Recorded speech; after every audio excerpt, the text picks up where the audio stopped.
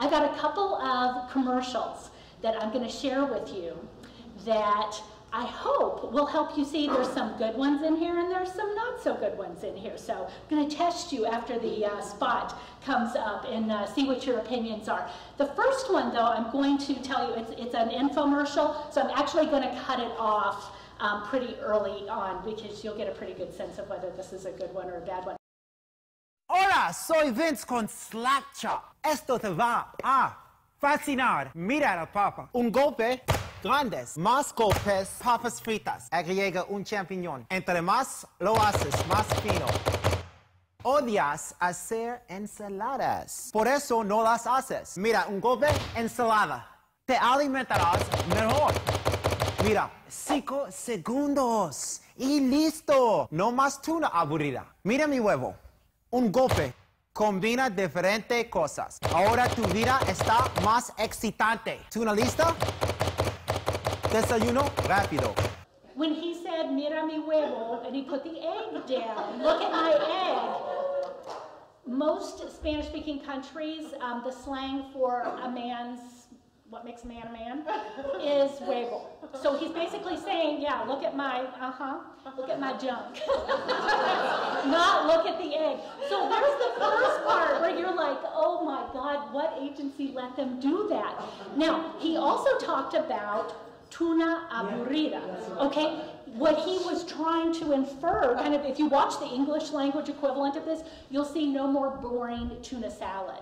Okay, the first thing is tuna in Spanish is the fruit of the prickly pear cactus. It's that pink prickly pear. Atún is tuna in Spanish. And besides, tuna, that prickly pear doesn't have the ability to be bored. And that's basically what he's saying, is prevent your prickly pear fruit from being bored. Which, again, I'm sharing it with you, is that, first of all, we never want you to be the butt of the joke. You avoid that by having an American Translator Association certified linguist working on your work. So check in the right column on your behalf. It's not, they sold a lot of the slap chops, without a doubt. It'd be better if it was a woman giving the demonstration, because of the customer base. Yeah. He does, are you guys familiar with Vince from Slap Chop? Okay, he does all of Slap Chop's commercials. So I would tell you, as an advertising professional, there's also an argument for that brand consistency. And we'll talk a little bit about this actually in the brown bag session, that even though you're going after a different consumer group, you're doing it in a different language, and you're doing it with a more culturally relevant perspective, you will never, ever sacrifice your brand standards. You always, always want to be true to whatever brand you have established. So let's look at, everyone's familiar with Taco Bell. So I'm going to run this spot, and I'm going to give you a clue. Here's what I want you to look for, is at the very end of the spot. ¿Para qué me alcanza con esto? Pásale, que no le digan, que no le cuenten. Aquí tenemos el baño menos 79,89 y 99 centavos. Llévate a Trujillos por solo 79 centavillos para que no se te queden los bolsillos. Con 89 centavos, entra en la botana en la tarde en la mañana. Y por 99 centavitos, refil, entra el pipirín. El baño menos 79,89 y 99 centavos trae todo. Hay sabrosos tacos, nachos y burritos y postres que están bien ricos. ¿Por qué gastar más? ¿Por qué no solo de pan vive el hombre? ¿A poco no está rico? Déjame, te lo explico, mira. Now, tell me from an English perspective, from general market spots, what is Taco Bell's tagline? Think outside the bun. Think outside the bun. That's exactly right. Now, remember when we talked about translation, transcreation? Okay, I can find, if I'm Taco Bell, I can find the right words to say, think outside the bun. Does it make any sense? Probably not. Not at all. But instead, so you can see how they haven't sacrificed their brand standards. They're still talking about that you can't live by bread, thinking outside the bread, the bun. Do you see how there's a real connection there? But man doesn't live by bread alone made so much more sense contextually. So that's their tagline. So Taco Bell did an awesome job with that spot. That's not one that we're really laughing at, other than that, I can't believe how fast that kid can talk. But the idea that the look and feel, you knew that was a Taco Bell spot, even if you didn't speak a word of Spanish. So I'm true to my brand standards, I'm true to the look and feel, but I made that relevant tweak so that my consumer's filter would pick up on it. Hispanics are not one monolithic audience. There are 21 countries of origin that contribute to the Hispanic population in this country. So we've got a lot of different people with a lot of different perspectives. And remember the language slide that we looked at with alto and padre? Depending on what country I'm from, we may not even speak exactly the same Spanish. So there's all these different things going on. So this spot is dedicated to hitting one subsegment of Colorado's Hispanic audience. And I want you to watch this, even if you don't speak any Spanish, and tell me when we get finished with the spot, who you think the subsegment of the Hispanic audience is that they're trying to reach. And I'm going to give you a quick overview for those of you who don't speak Spanish. The idea here is using seatbelts.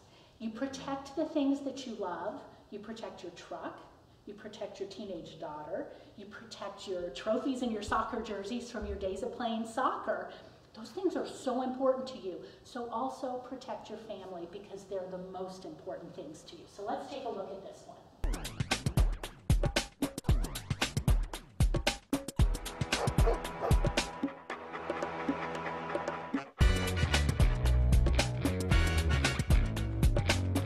Tu troca. Nadie la toca.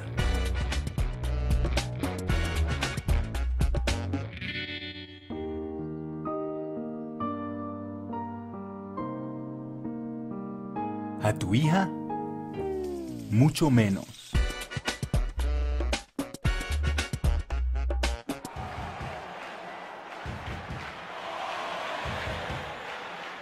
¿Y esa camiseta que costó tanto sudor conseguirla? ¡Ja! Ni se diga. Si realmente cuidas lo que te importa, hazlo también cuando manejas. Usa el cinturón y cuida lo que más te importa. Un mensaje del Departamento de Transporte de Colorado. Who was my target audience for that spot? Dads. Men, absolutely. Dads, unacculturated, short period of time in country. Do you see how this subsegment is that subsegment that, as I just said, recently arrived, monolingual Spanish speaker or one that doesn't speak a great deal of English, unacculturated or less acculturated, so someone who's still just sort of getting their bearings living in this country and may not be aware that there's a law regarding seatbelt usage. So, could that spot be really, really offensive to someone like Victoria or I, who are fully acculturated, bilingual, college educated? You bet it could. Because do you see how, well, CDOT just thinks that we're all Mexicans wearing taco hats and big belt buckles. Do you see how there's a very fine line in terms of identifying who your subsegment is and how to reach them most effectively? This has been an incredibly productive PSA for Colorado, but they're very careful about where they run it, what Spanish language programming, what day parts they're running it, so that I'm not the one watching it necessarily and becoming offended. So, fine line that you're walking in that instance. Finally, a cool Latina. Tecate beer, obviously a Mexican beer. What do you think about that? Anybody have any comments? It seems like it could be pretty offensive. It seems like it might be. To whom? To women. To women. Who do you think the primary audience, who do you think the target audience of Tecate is? Who drinks the beer? Men, 18 to 34-year-old, Hispanic, predominantly Mexican men. That's the target audience for this spot, for this particular out-of-home campaign. And what's interesting about this, let you read this quote, is that it was U.S.-born Latinas who were the most offended by this particular iteration.